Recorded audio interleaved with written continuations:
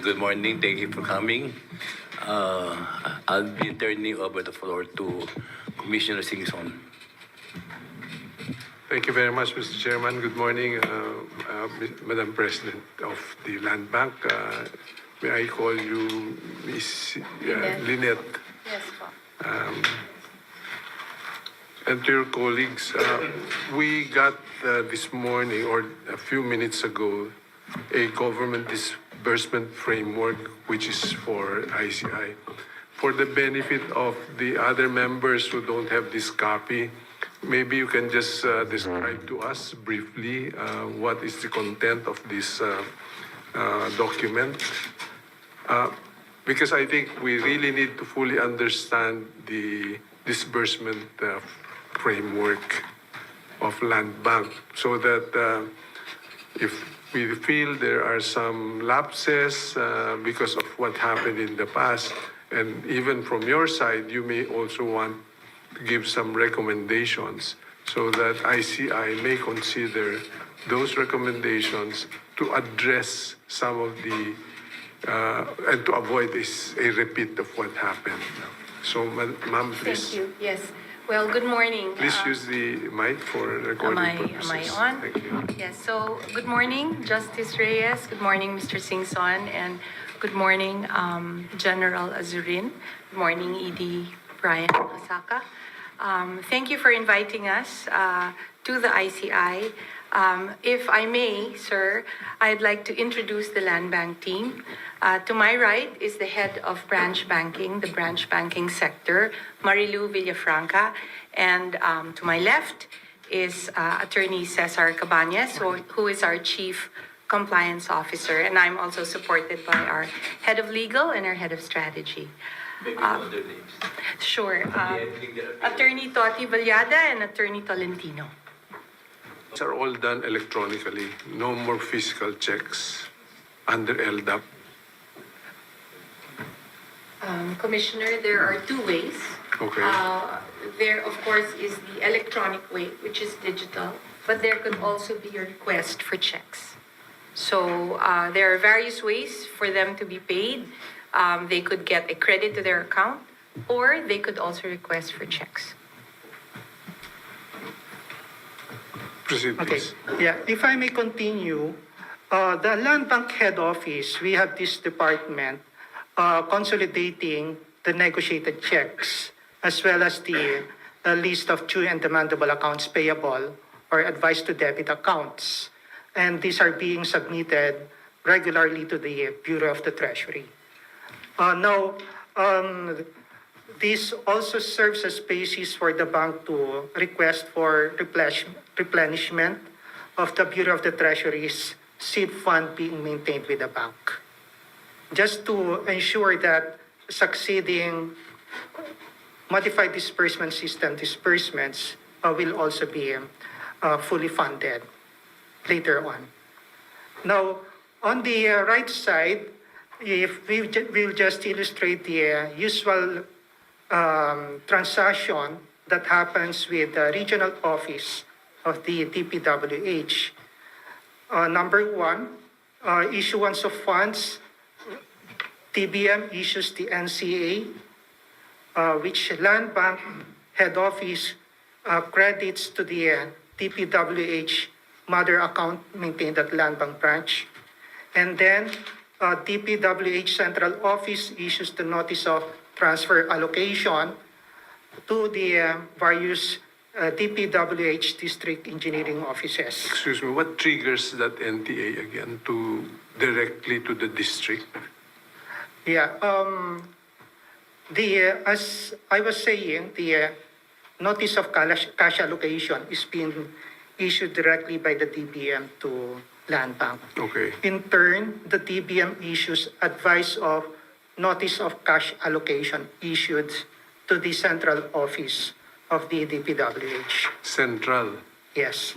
Who then authorizes the release to the district office? Yeah, that serves as basis for the head office of the DPWH to in turn issue the notice of transfer allocation. the NTA is coming from the head office of DPWH directing Land Bank to release the amounts to the DEOs. That's correct. That's correct, Uh, sir. that is under an NTA also? Or? Yes. Yeah, because I think as you move into the whole process, that's where I personally want to focus on. What happens at the district office? Because under DBM rules, the district office is the implementing agency already for those releases under NCA and TA. Similar to one central office of the other agencies of government. But in this particular case of DPWH, the implementing agency, as far as DBM is concerned, and for that matter, releases of funds from the Land Bank is the District Engineering Office. Right. Diba? Yes. Okay. Sige, go ahead please. Now, in addition to the instruction to the bank to issue the funds to the district engineering offices of the DPWH, the notice of transfer allocation also serves as basis for the district engineering office to issue the advice of checks issued and canceled, or the list of due and demandable accounts payable, or advice to debit account, as the case may be. So check or electronic advice. Yes. Go ahead. Now, when these documents are received by the branch personnel, these are being verified and uploaded in the bank's own system through its land bank tellering system. In accordance with, When you say verified, what is verified? Signatories, persons, amounts, what is the, what does Land Bank verify in particular? Signatories lang ba? Your Honor, if I may Yeah, answer please. that, please. When we do the document and identity verification, the client presents the withdrawal slip or the check to us. And then we will verify the Again, the signature. client, when you say client, contractor, supplier? The contractor, sir. Hindi na, no? Yes, sir. Hindi na DPWH yan. It's the contractor, sir. Contractor na. Yes, sir. That has either been issued a check or Or credited to the account, sir.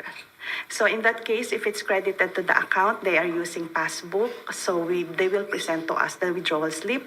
And based on the withdrawal slip, we will verify the signature based on that. And So- also check the balances. Okay, so the verification is only on the signatories authorized by yung taong yan and the balance, kung may balance pa yung office Yes, na sir. yun. Yes, sir. But I have a complete process flow in the succeeding slide.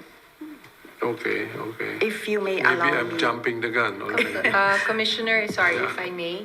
I think we split the presentation in two parts. okay. The first part, of course, is how we deal from DBM to DPWH to the district engineering offices, and the submission. So I understand your question, Commissioner.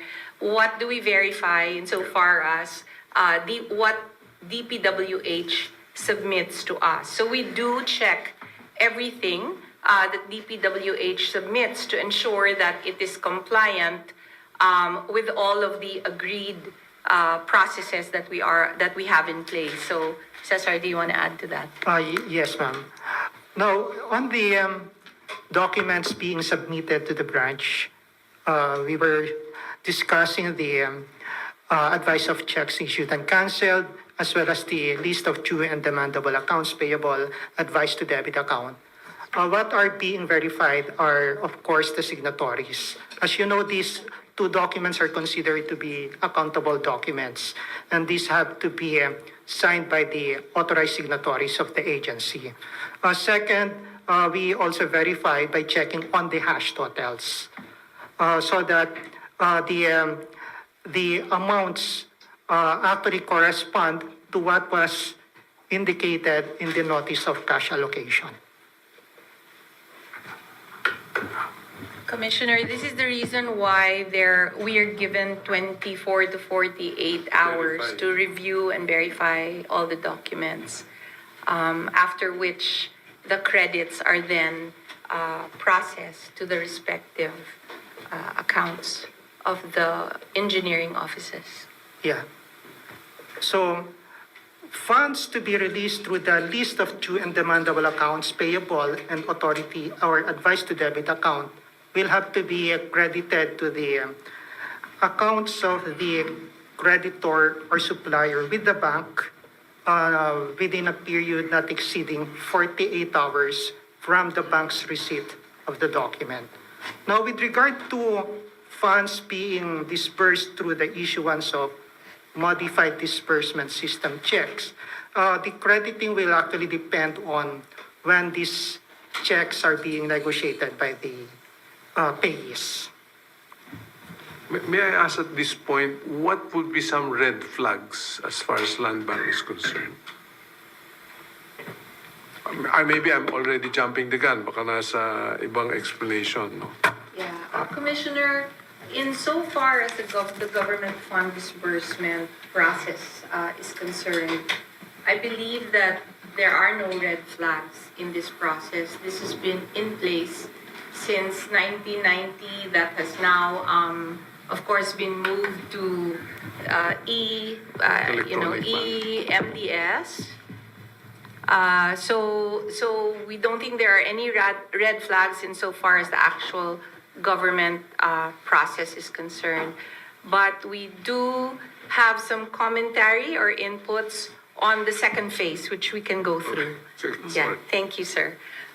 Cesar, is there anything else? Yes.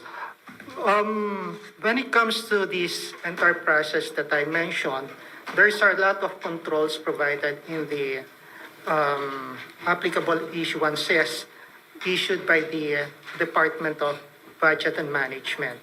So, in our case, we did not actually identify any red flag. For one, the funds are supposedly to be or required to be credited directly to the accounts of the suppliers or creditors having accounts with the bank. Even with the issuance of modified disbursement system checks, the DBM circular letter requires that this be directly credited to the accounts of these payees. So there are no instances wherein these checks have been encashed by persons. Other than the supplier. Yeah, and in fact, this cannot also be encashed by these suppliers themselves, as they are for direct credit only to their deposit accounts. Okay. Yeah.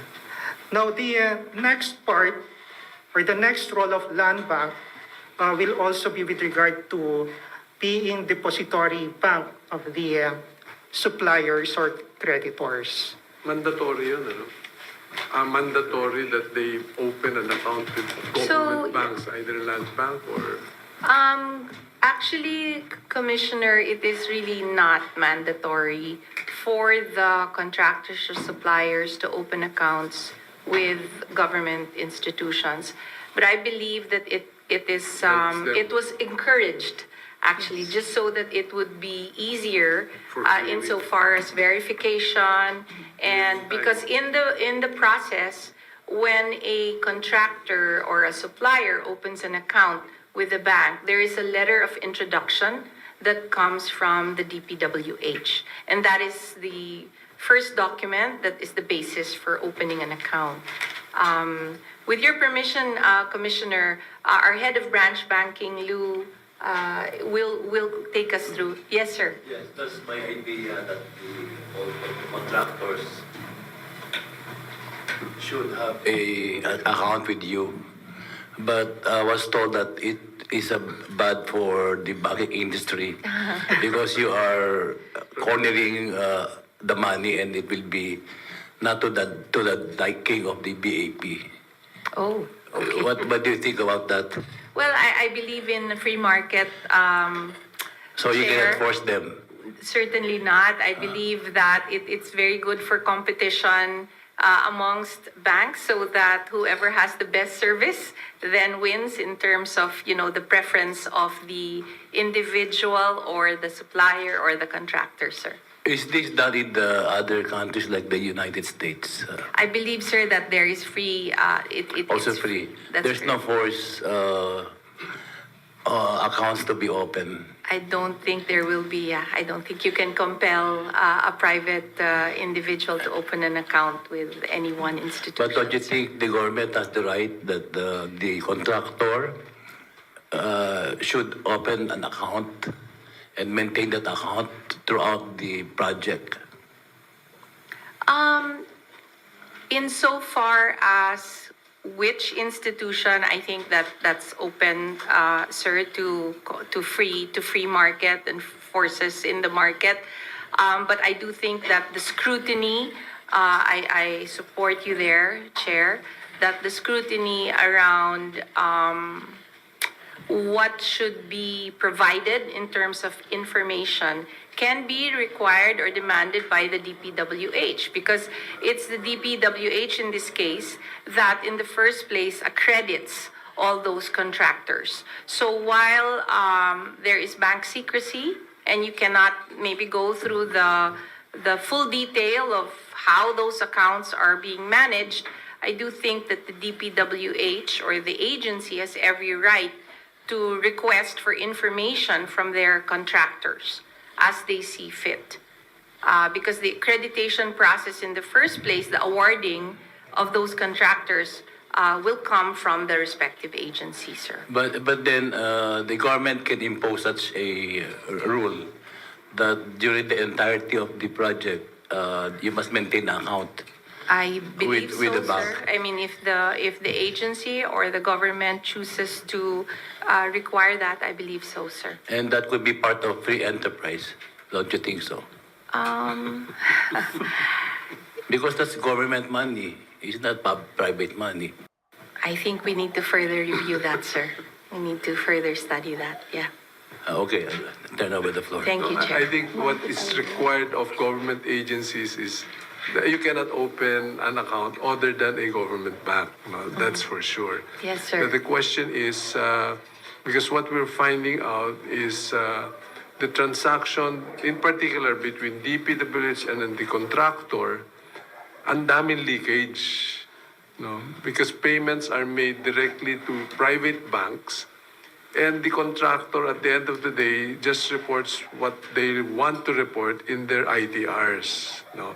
That's correct. That's why one of the recommendations of the commission is, okay, if you don't want to open, if the contractor does not want to open an account with the government institution or government bank, at least all transactions or funds released by that bank to the contractor has to be recorded and advised to government agencies, whether it's BIR or SEC, or because that's where we're finding there's a lot of leakage happening in income tax returns of contractors. No, that's the point I think the chairman wants to plug.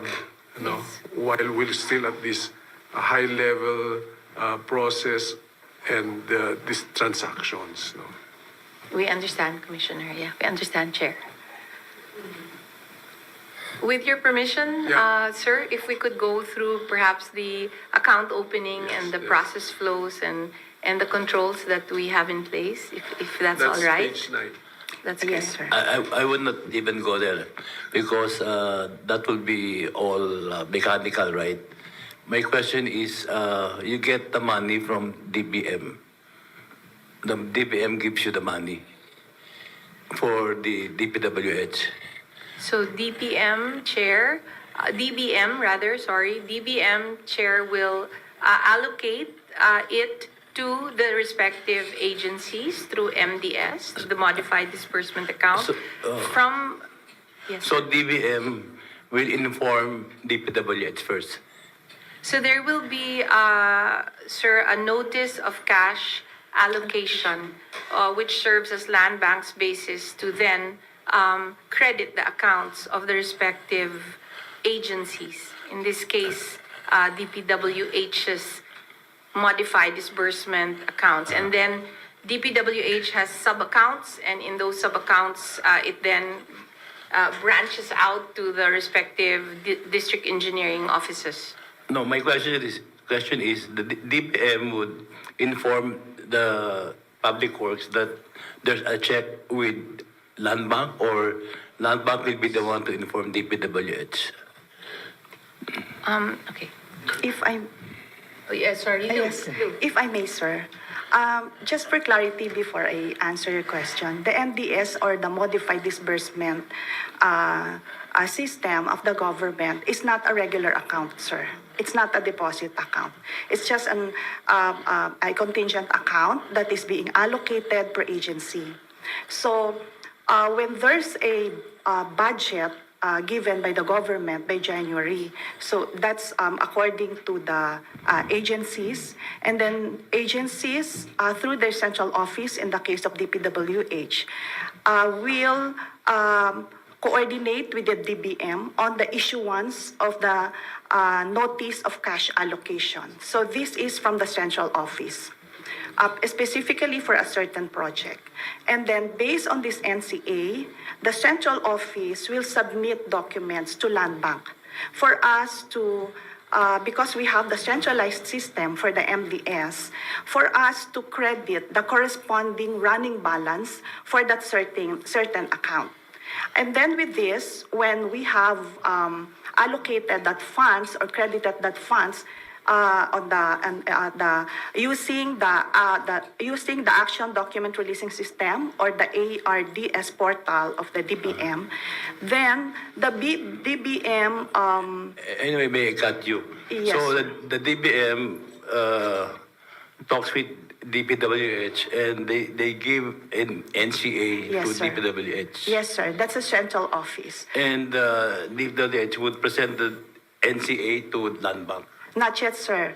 And then DPWH will notify the regional office through the notice of transfer allocation per regional office. So this NCA would be, is there only one NCA or several NCAs? One NCA, sir. So they Then- will divide the NCA to all the regions? Yes, sir. 12 regions, something Yes, like sir. that? Yes, sir. That- Let's say it's is that the 12 full regions. amount of the budget, or what was only released?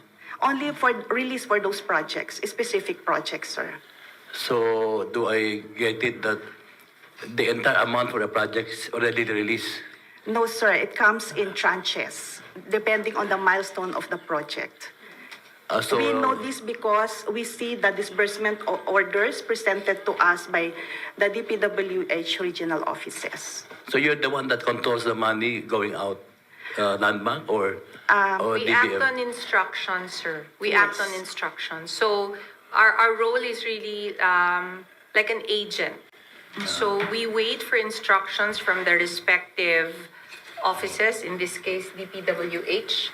DPWH will instruct us, and only upon instruction do the credits to the respective accounts happen. So I understand, let's say Manila, DBM would give the money to DPWH, and you will give it to Manila. And the public works would coordinate with Land Bank as to when the money was given and what is remaining, the Yes, sir. balance. Yes, sir. Is And that- that is coordinated through the regional offices.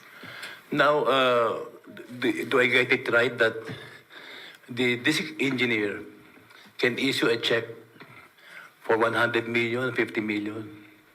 Just the district engineer. The district engineer, sir, does not issue check. It's actually just the notice of transfer allocation, and then we will coordinate with the BTR because the money is with the BTR, sir. What's BTR? Bureau Bureau of Treasury. Bureau of Treasury. And then that's why we have the 24 to 48 hours window so that this will be funded by the Bureau of Treasury. So when it is already funded and we have already completed the NTA documentation, that's the time we credit it using the LDDAP ADA through the accounts of the contractors. So DBM gives the money to the public works, but the money is with the treasury. It's not anymore with land bank. Is that what I understand? Just to clarify, Justice, Oh, yes, the DBM only allocates the funds, but the money actually comes from the Bureau of the Treasury, and it is being charged against the seed fund that the Bureau of Treasury maintains with the government servicing bank, which in our case is Land Bank. So in case Manila DE, this engineer will say, we are finished, we need the money request would go course to land bank, or through the Bureau of Treasury. Yeah, if I may go back to the process, just to be clear on the flow, DBM issues the notice of cash allocation to the bank. And then, in turn, it issues advice to the central office of the government agency that such notice of cash allocation has been issued. Now, based on that advice of notice of cash allocation issued, NCA, yes. the central office will in turn issue the notice of transfer allocation to the various regional offices. Notice of transfer of allocation, Right. NTA now. Yes. That will also serve as basis for the bank to already fund the respective sub-accounts of the regional offices. So this NTA goes to the district engineer or the regional office. Yes, because they're going to be furnished a copy, but then it is actually issued to the bank itself.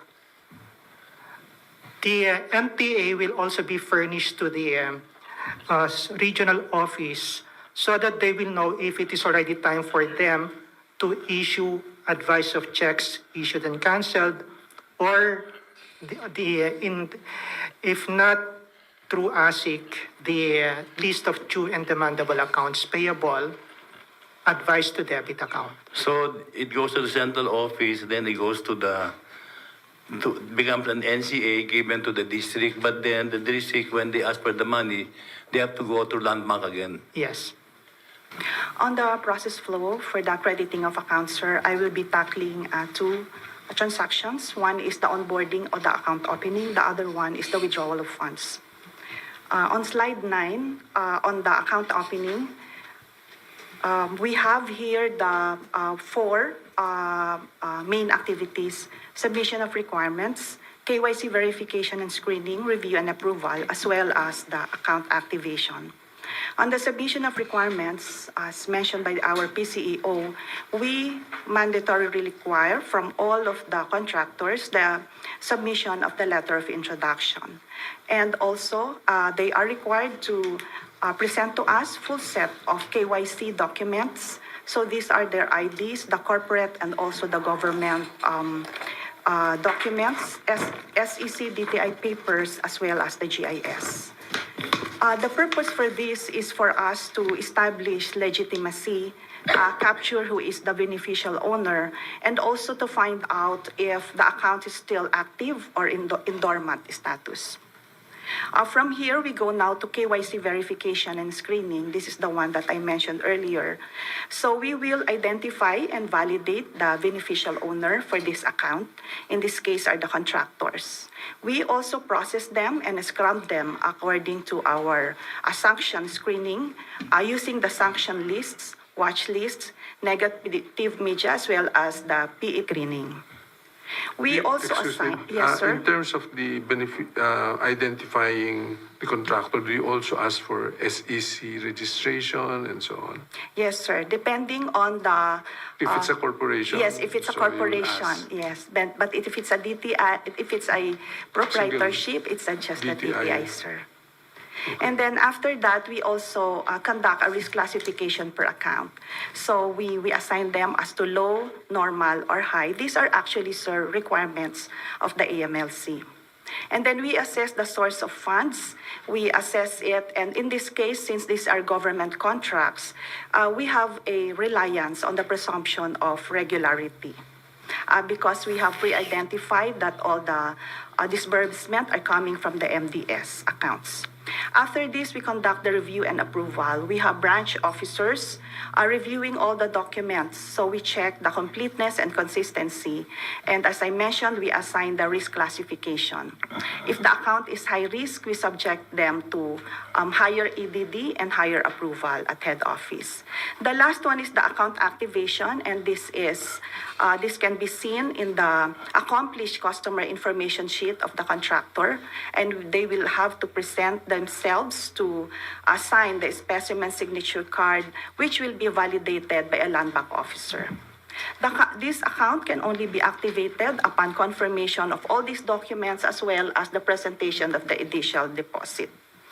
As to the key controls and validation, on the identity verification, so there is a submission, sir, presentation of the ID, as well as the document, the corporate documents. We also establish the beneficial owner for each account and also scrub them according to sanction screening. On the risk management, we assign a risk score determining how is the due diligence that we will be conducting per account. On the monitoring side, we have a regular assessment and updating of accounts. And this is for high risk, we do it every year. For low and normal risk, we do it for 2 years. And this is also being monitored by the senior officers using the reports from the significance balance change and the large transaction reports. On the documentation or record keeping, we have the documentations in place. So we have the requirements from the LOI, we have that in our records, and as well as the KYC documents. On the other documents, we have kept them digitized copies if we have scanned copies of these documents, as well as the digitalized processes in our system using the land bank's onboarding system. So this is all for the process flow for the account opening. If I may go... Yes, sir. Continue. Okay, sir. Thank you. If I may go to the withdrawal of funds now. So Teka this... muna, Yes, sir. Mr. Chairman, before the withdrawal, you mentioned certain items, no, like large transaction report. What is large? What amount is large? Sir, That will trigger- per our internal process, we identify large transaction for personal accounts, that's 20 million. For corporate accounts, that's 50 million. So 50 million will trigger a... We will elevate the monitoring and notation through the group head of the branches group. Okay. What triggers a high-risk profile? For the high-risk profile, sir, one is that there is a filed STR for this person. What do you mean? Suspicious transaction report, sir.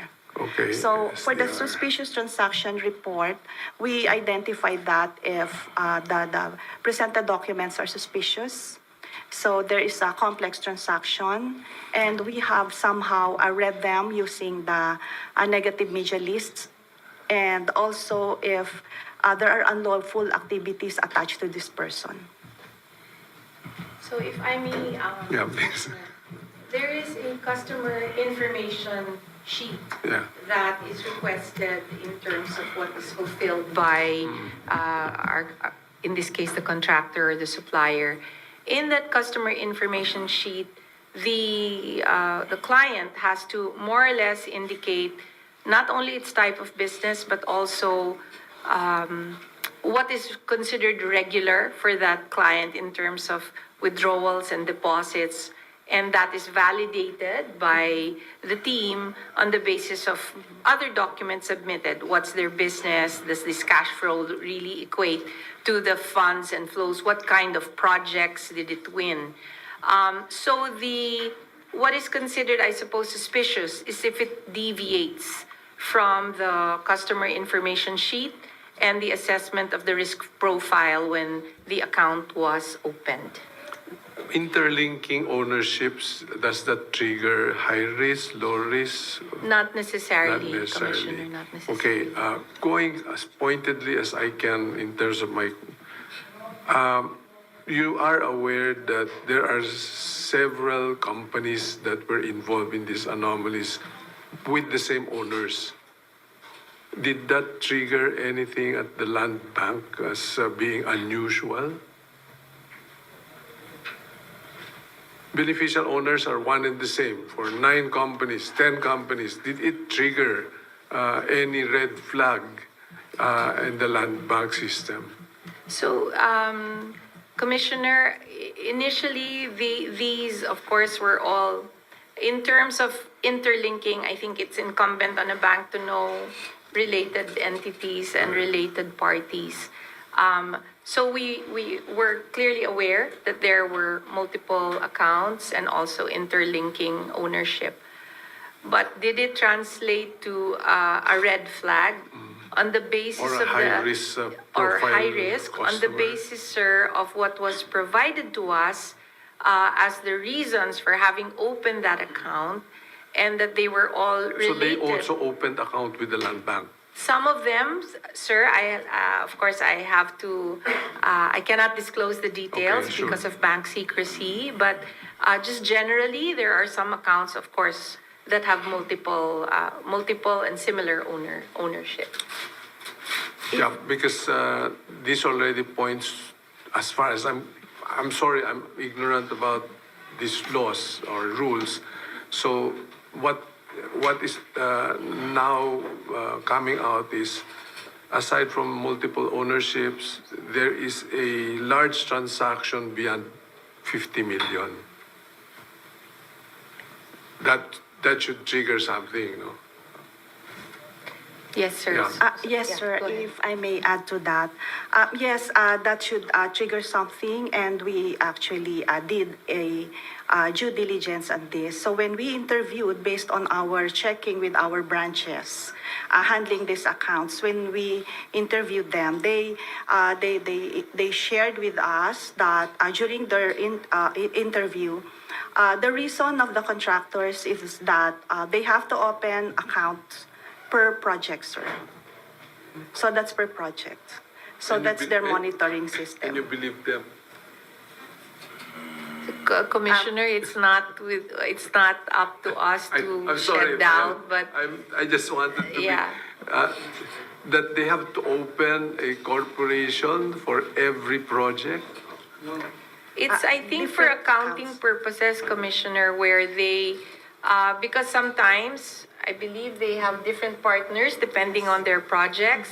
And so therefore, this is the justification. What they have told us was the reason why they had to open respective accounts Because specific to the I don't project. think they're even required to open a bank account for a joint venture.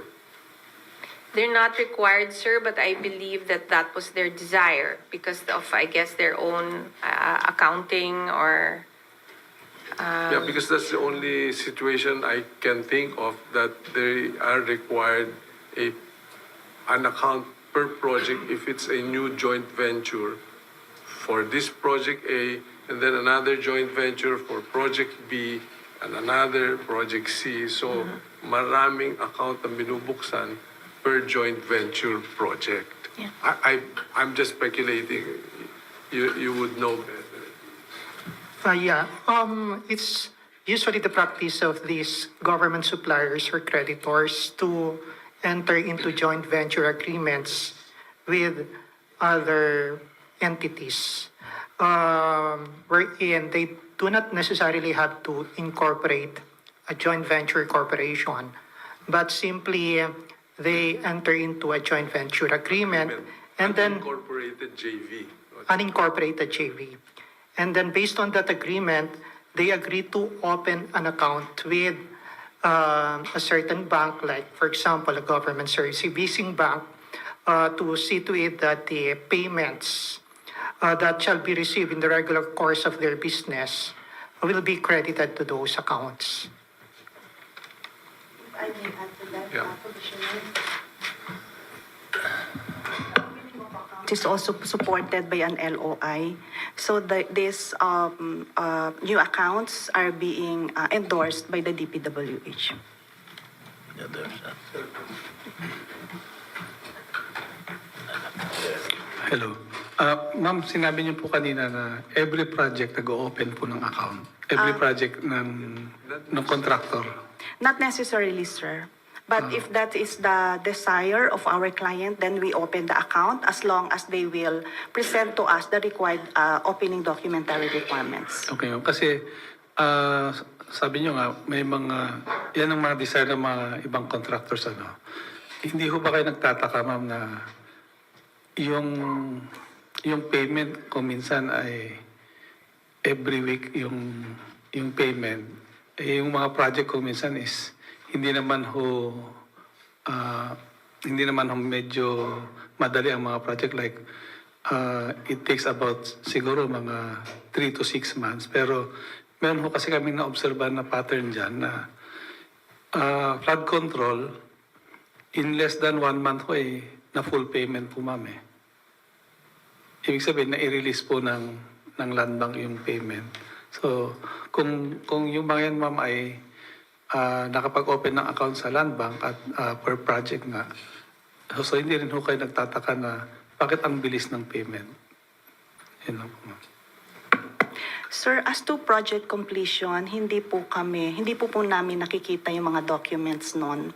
Ang nakikita lang po naming documents are the disbursement supporting documents. So we do not know kailan po na-award at kailan po dapat bayaran. But those are part of the submissions, project list, di ba? So, Commissioner, Yeah. these are deposit accounts. So, to the extent that they need to be paid and settled for the projects that they've completed, that is what we see. And those are part of the documents that are provided to us by DPWH. Now, as a depositor, as a deposit account, so it's really just funds flowing in and out. And the completion of a project, the percentage, the progress billing, that is totally separate, and that's nothing to do with the deposit account po. Right.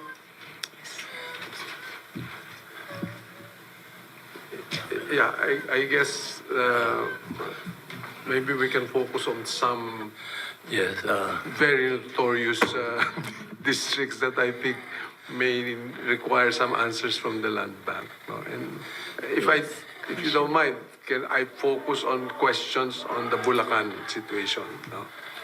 Yes, Commissioner. That's why I was asking earlier the red flags, no? Like they were disbursing 2 billion a month.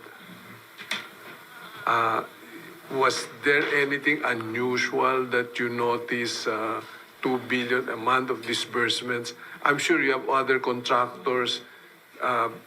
Maybe to me, I cannot imagine legitimate quadruple A contractors who can bill 2 billion a month continuously. You know? Just documenting payroll, documenting suppliers, documenting equipment, 2 billion a month is almost impossible. But continuously 2 billion over a continuous period, I cannot imagine. Not raising a I think that's a problem. Commissioner, if I may. Yes, Yes, I'm please. Toti Valyado po from the Legal Services Group. At this point po, we'd like to, with all due respect, advise the management representatives of Land Bank to answer with caution because any confirmation po of, the statements that you said would already indicate probably existence of an account with us, and we are constrained by the bank secrecy law to keep the confidentiality po. Sir. Commissioner, to the extent, I guess that we could supply you with some information, if we may request for an executive session that would be specific Or to certain. maybe just give it to us in the form of a document rather than disclosing it at this time, no? It will help us. It will help us so that we can, as I said earlier, what we want to do is to plug possible repeat of something like this happening understand. ever, no? Of course. Because I just could not imagine how this continued on, no, for a long period. Commissioner, I believe that the BSP's new circular 1218 is quite helpful in terms of providing the proper guidance for the banks. Because in the past, it's a private account, and therefore they're free. As we are all, we all have deposit accounts, so we are free to dispose or disperse as we see fit. And in the case of what has just specific, for example, to the DPWH or even the Bulacan issues, there was a presumption of regularity on our part as land bank. Sumasakit ang ulo ko sa sagot na yan, ha? Yes, sir. Everything is assumed regular. Well, I think, sir, if I may, with all due respect, I'm sorry, Commissioner. I just had to blurt that because I've heard that several times over from other agencies that they assumed regularity, and that's why this thing happened. But I believe, sir, in so far as bank regulations or AMLC, we were looking at the source of the funds, and the source of the funds are clean. They're DPWH. But now with the very clear guidance from the BSP, we are, all our controls and our enhanced due diligence was immediately, even before the actual implementation date, we already put it in place. All EDD, all documents, encouraging fund transfers or checks in lieu of cash withdrawals, all of these, sir, controls are currently in place. Again, I think what we'd like to also address would be if there are further recommendations from the land bank, no, to try to plug some of these loopholes so that we don't see a repeat, you know, We understand, sir. and not just assume regularity. Oh, no, sir, yes. I certainly want to assure the commission that while, of course, that line presumption of regularity is really just based on the fact that the source of the funds are government funds. Therefore, we did not view them as suspicious. But clearly, there's always a benefit of hindsight, 2020 vision. And right now, certainly all our enhanced due diligence measures are in place, sir. We are asking for more documents, not just the vouchers. We are asking for many documents without, of course, disclosing too much. So the withdrawals have to be legitimate withdrawals. They have to be warranted, and they have to equate to the business and the projects that have been awarded to the respective contractors. Ikaw.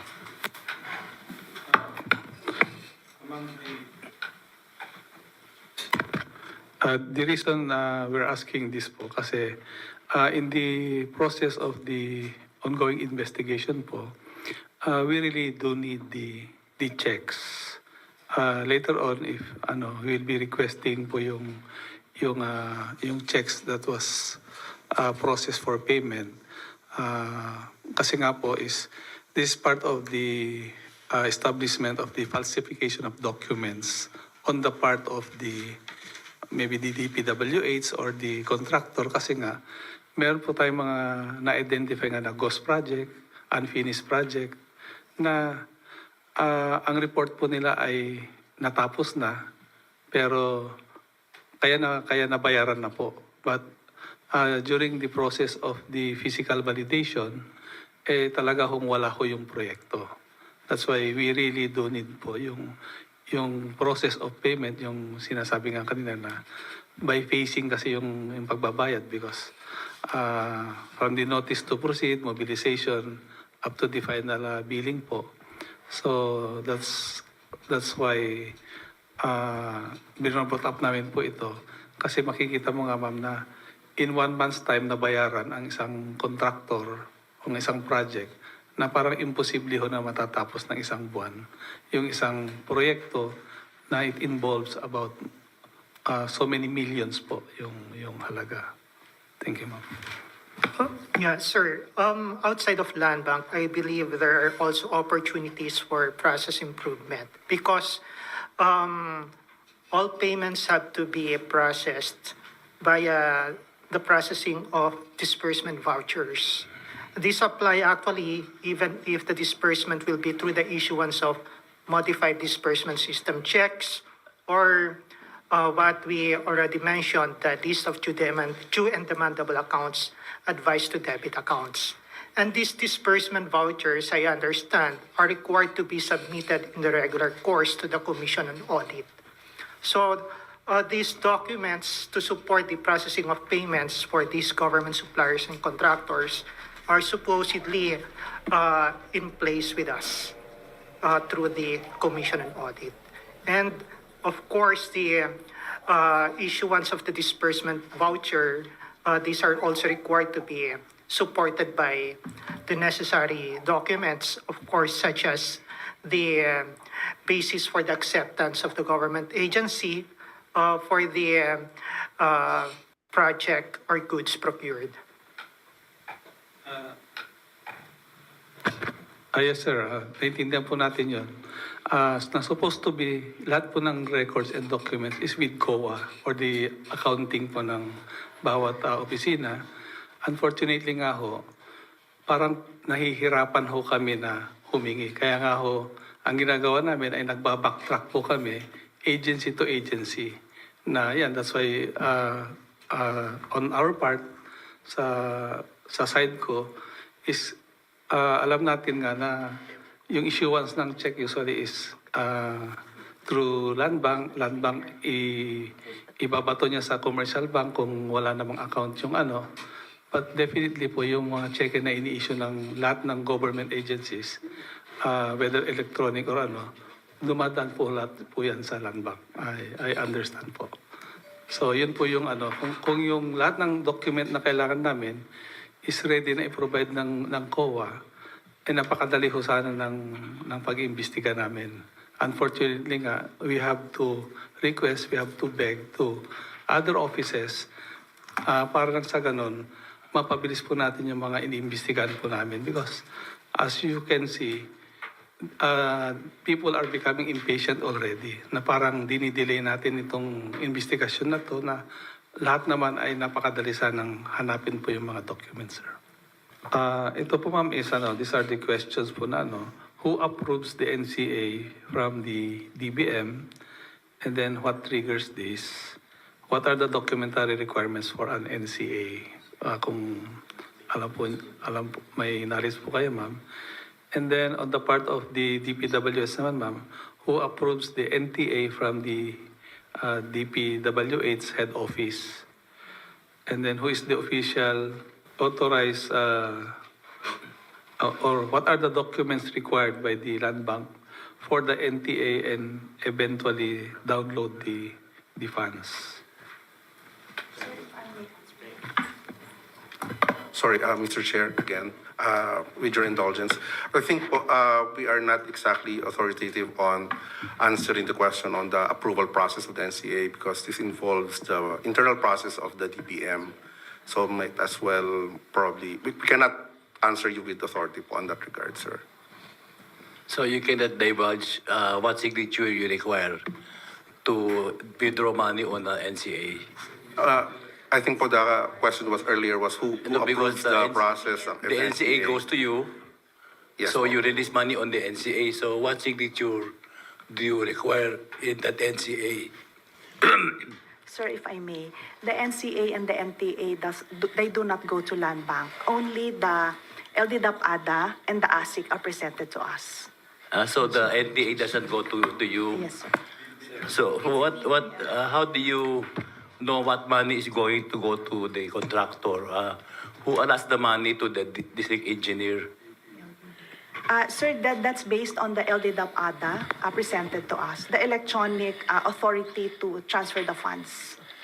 So there's an electronic authority Yes, sir, the LDDAP given ADA. by central office or by the district engineer. By the district engineer, sir. Also, it is the district engineer who allows the payment of the money, notifying the land bank that there's money.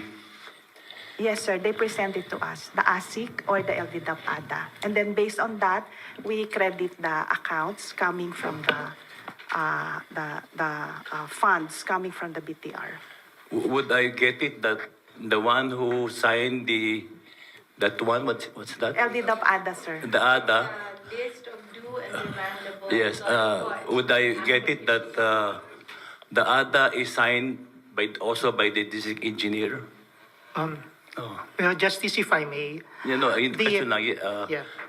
is it the same person signing both? That's my question only. The ADA and the check, are they signed by the same person? okay, Sir.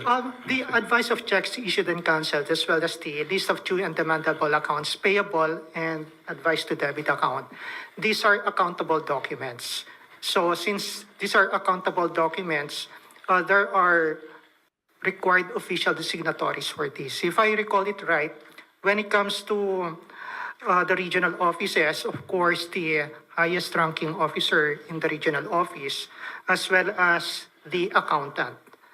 Those are the required signatories to these documents. So And that's why my question is, sir, is it possible that the ADA and the check is issued by the same person? Yes, it's possible because they're going to be the authorized signatories. And when they issue the ADA or the check, is there a need for the COA to be part of the process? Because from what we understand, sir, the COA will not interfere until it's fully paid.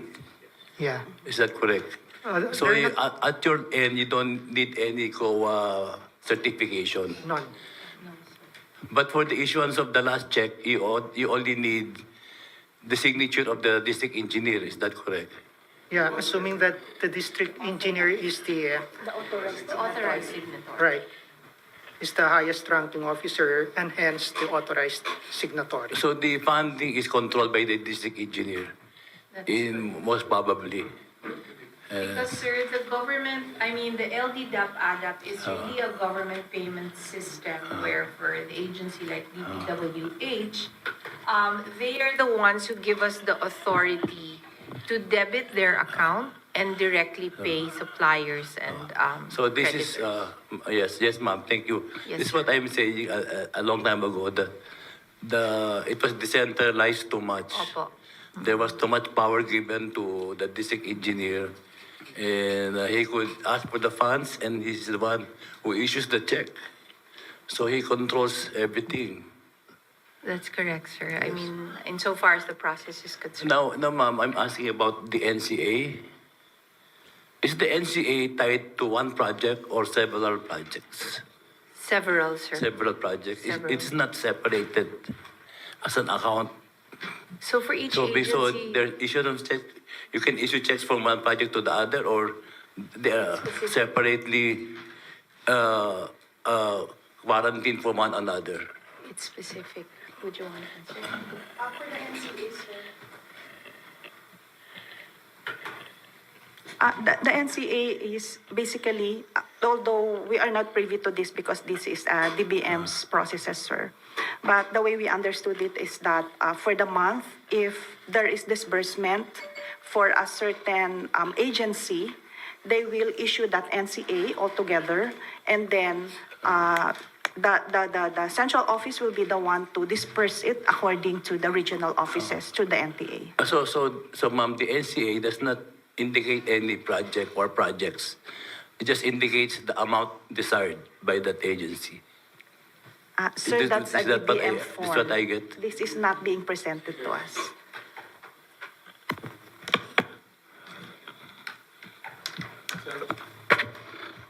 Sir, ganito yun, sir, yung ano, yung DBM actually, sir, siya yung magsasabi na meron ng pondo. Opo. Ino-notify niya, sir, yung agency. Sa PNP, ganun po eh.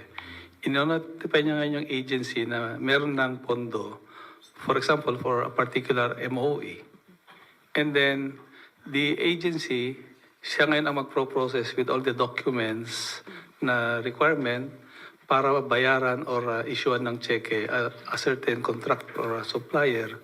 And then ang mapupunta po sir doon sa doon sa supplier or contractor is the cheque na is either i-incas ng supplier or contractor sa land bank or i-deposit po niya yon sa commercial bank kung saan po yung account niya. And then pagka after the verification ng land bank, magugod po yung cheque because napondohan na po yun, sir. So, ang nag-i-issue naman po ng notice of transfer allocation is the office po. So, it's either the national office or the central office, the regional office. Yun po, sir, yung sa PNP. In the case of the DPWH, we can presume na since pumapasok yung NCA sa central office, ang nag-i-issue ng NTA is the head office to the district offices. So the DEOs can now issue the check sa mga suppliers or contractors po nila. That's the way I see it po yun sa process po ng NCA and NTA po. Thank you, Thank ma'am. you, General. That's correct. That's So, accurate. ma'am, the NCA, this is just an amount. It does not say allocation, sir. 2 projects, 4 projects, just the amount. Yes, sir. So the district engineer can play around with the amounts to whatever projects he would like to send the money, correct? I mean, technically, di ba po? Kasi wala nakalagay na specified project yung pera, di ba po? The NCA po is the order or authority po coming from the DBM to the respective agency, in this case DPWH, for the use or withdrawal to fund the Yes. expenses of the respective agencies po. So the agencies are not won't receive the funds not until there's an NCA that would be coming po from the DBM. So that's what my And question then is. from- Kasi I'm an accountant also. Opo. So yung pera dumarating sa office, walang amount. Sana kung sana yung pera this is for the following projects. Wala akong ganun, ano? This is for the following projects only. Wala akong ganun. Wala po. Wala It po, is, sir. that's my question actually. Maybe that po is one, yeah. nasa agency, sir. It's with the agency, and I think that's where, I think, sir, you were asking us earlier in terms of what process Yeah. could possibly Yeah. be tightened, Yes. what controls could be Yes. enhanced or heightened, and I believe po, you are correct po that these Yes, ma'am. are. I'm asking these questions for your assistance to us to Opo. be able to uncover the loopholes in the accounting process. Yes, sir. We're not against the land bank, but No, sir, I understand. No, we're asking we're- these questions because we want to para malaman ano yung saan nagkakamali yung saan We para understand. ano sila. Justice, if I may clarify, even if the notice of cash allocation will not specify the projects, the issuance of the notice of cash allocation based on existing guidelines of the Department of Budget Management will also have to be based on program of expenditures of the national government agency. That's why there's that required submission of monthly disbursement programs. And based on this, as well as the agency budget matrix, which the DBM prepares in coordination with the national government agency, that's where the NCA is being issued. So that's actually the process that the DBM is supposed to follow when it comes to the issuance of the notice of cash allocation. And it's the same process that also has to be followed in those cases wherein a notice of transfer allocation will in turn be issued by the central office. So the source of the fraud is the NCA. Can you clarify to us who in the DBM issues the NCA? Hindi nyo kilala kung sino yun. Well, I suppose because the NCA is also as an accountable form, there's also official signatory per the existing But you guidelines. would know because that's submitted to you, the NCA. Yes, sir. It is So maybe submitted we to can. us, sir. Is that also secrecy? Both the NCA and the NTA, Justice, are submitted to Land Bank So we can get copies of those NCA because with the they're approval. just they're not part of the deposit whatever. Yes, sir. Di ba? Let me just defer They're- to our they're counsel, sir. Government payment trails of payment by money. So we can get those copies. Yes, sir. But I understand, sir, Executive Director, we had a previous briefing and we asked if probably the Commission can request the DPWH as well but for them to give consent for us to provide all these information assets to the Commission. It would be easier, sir, but we can, sir. Just like authorization. It's like authorization. And sir, who would be signing the NTA naman? Notice of transfer allocation. Yeah, again, Justice, this is in accordance with existing guidelines, not coming from Land Bank, but the DPN. But if I recall it right, this is being required to be signed by the head of agency together with the So that's the accountant. district engineer. Hindi ba No, po? the central office, head of, The head of agency. Agent agency Yes. only. So you're saying that yung NCA goes down to the district engineer, but the NTA is signed by the head of the office, ganun ba? opo. Yung Secretary of Public Works signs the NTA, but the NCA is signed by the regional office or by somebody else? In those instances where the NCA is issued to the central office of a government agency, the central office issues the notice of transfer allocation. So the NCA will not have to go to the regional offices, only the notice of transfer allocation. Because when we talked to the Secretary of Public Works, he didn't seem to know anything. So I'm surprised that you're saying now that he's the one signing the NTA. Di ba NTA? Sir, ito nga sir yung ano ang sinasabi ng Land Bank sir, lahat ng pondo ng DPWH, it passes through the central office. Pero sir, I remember when the Secretary DBM was here, sinasabi niya na diretso na sa district office yung pondo ng as long as nando doon sa parang ganun sir kaya nga 2 billion yung sinasabi ni Commissioner Babes kanina because parang diretso na po yung from DBM yung NTA diretso na po sa district offices pagka yung pondo naman is within doon sa threshold ng region diretso na rin sa region pag yung pondo is nasa threshold ng central office ng DPWH diretso na po sa central office so parang lumalabas doon sa sinasabi ni Secretary Mina no, na walang control ang central office ng DPWH pagdating sa pondo ng mga district offices po, sir. So ma'am, can I be also clarified about the electronic check that is issued by the district engineer? Sorry. Electronic payment, sabi nyo, issued by the district engineer, or he goes to the Land Bank office and asks the Land Bank to issue the district the electronic payment check. So, sir, just to clarify your question, the payment coming from the district engineer office into the contractor's accounts. So what we have is we have a list. Oh, sorry. Hello. So sorry, sir.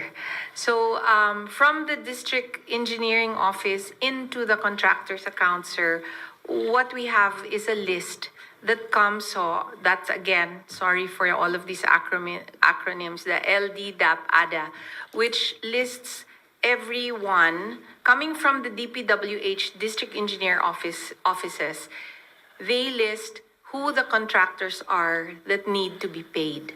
So what we do po is on the basis of that list, we credit the respective accounts if they have accounts with Land Bank, or there will be some instruction, I suppose, in terms of directing or doing bank transfers to the respective accounts outside. So we receive we are the agent po. So we receive instructions coming from DPWH, whether that be, in this case po, the District Engineering Office. And that list po is a list of everyone they need to be paid, whether they need to be paid via checks or whether they should be paid through electronic transfers po. So there's no checking of documents in this case. Just that piece of paper will. There will be po, which is why we have that 24 to 48 hour review period, because we do check first all the documents. We check on the balances, we check on the documents. So we check also the receiving, and we check the source. So ma'am, since these are perhaps related to fraud, are the copies still available for us to? We would have those documents, Justice. Thank you, and we have maybe those documents. We'll ask maybe to a court order or whatever to be able to get those documents that are the authority for the issuance of the check. Now, this ALDAP, it is only signed by the engineer only, or with the COA or with the accountant. So that is signed po by the authorized signatories po of the district of DPWH, and for the regional office, it would be signed po by the authorized signatories of the DEO. Because we heard some checks being issued at the amount of 90 million. This is approved right away because there is an ALDAP. Yes po, it's all reconciled po against the list of who they owe. We have those documents, sir, so I guess with the proper authorization, Would we can would we supply be that. able to get all the checks issued the last 5 years? Issued by the landmark? To the extent po that we could put it together and with the proper authorization po, we will be, So we will have to get the happy court to order for provide. that. No. What is required, Cesar? Again, authority. Mr. Chair, if the disclosure would require information concerning deposit accounts, then a court order is a requirement. What about a waiver from the DPWH? That should only refer to documents from the DPWH, like the NCA, the NTAs, that we can make available with that authorization from the DPWH. Would you also have the record who received the check? Once it's a check, you- Chair, you don't- we will have, because in the check po, you will see where it was deposited, where it went, the front and the back of the check po. So there's a lot of information in a check. Like maybe a politician? I will not comment on that, Your Honor. No, because But, we're trying to really go to the bottom out the, I understand, these Chair. financial arrangements, because we need to recover the assets of the Philippines. We understand, Chair. Justice, copies of the negotiated checks as well as the LDDAP ADAS, as we mentioned in the process flow a while ago, these are also being consolidated and submitted to the Bureau of the Treasury. So that's also one option. And following what the General has mentioned a while ago, that there's that difficulty in obtaining copies of documents from various offices. There are documents that are being submitted also regularly to several agencies involved in the government processing and disbursement of budget. That's the Department of Budget and Management, and then, of course, the Bureau of the Treasury, in addition, of course, to the Commission on Audit. Since we already have filed cases of malversation and plunder, I think we would be needing the original copies of the check. Because this is the evidence that this money was disbursed. And the signature of the district engineer or the regional director is important for this conviction. So maybe I have to alert you that maybe we'll be banging on your doors and asking for all these documents. Maybe the last 10 years, maybe.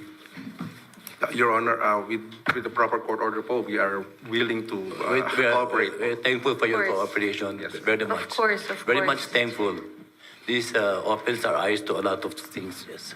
Thank you, Chair. Ma'am, you may or you may not answer. Ang mga regular brands po ba, ma'am, are they capable of releasing 50 million cash sa isang withdrawal, ma'am? Sa mga probinsya or sa mga munisipyo na may land bank? Let me respond to that, General. The branches all have cash involved. I won't say how much that is, but we all have, depending on how large that branch and depending on the operations of the branch. If there are amounts that are fairly large in terms of withdrawals, we go through a process. Of course, our branch officers are all motivated by keeping the deposits within the branch to make sure that their targets are met.